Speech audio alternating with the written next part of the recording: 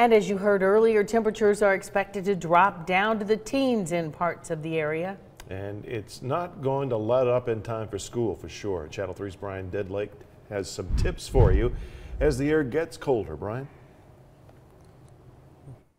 Well, Greg, Cindy, we're at one of the bus stops here in Hamilton County off of Mountain Creek Road in Red Bank.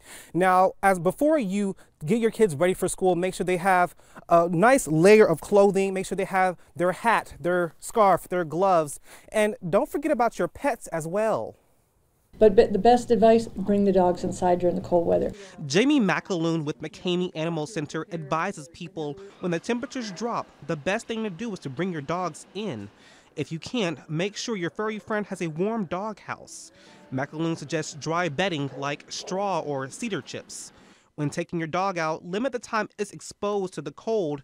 Dogs with less fur may need a sweater. Dogs get cold, they get hypothermia, they suffer frostbite. The thing with frostbite is you often don't know until after the deed is done, which means it's about 2 more days later, and then you'll see the effects of the frostbite on the ears and on the pads.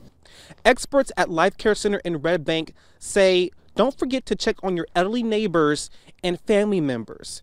They advise that older adults shouldn't be in the cold for long, saying as we age, our bodies can't retain as much heat.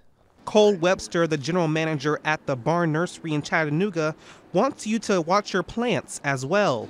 When it gets cold like this, just throwing a bed sheet or a frost cloth over them is the best thing to do. With your more hardy plants, it's actually good for them to experience a little bit of the seasons. It's just a natural thing for them that they do need to experience. Maxi Auto says your car battery may need attention as well. Plus, don't forget your antifreeze.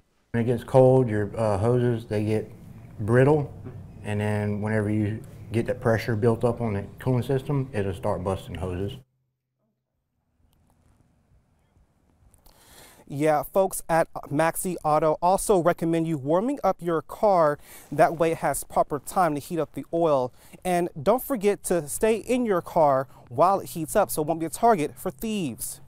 Reporting live in Red Bank, Brian Deadlake, Channel 3 Eyewitness News. Brian, thank you.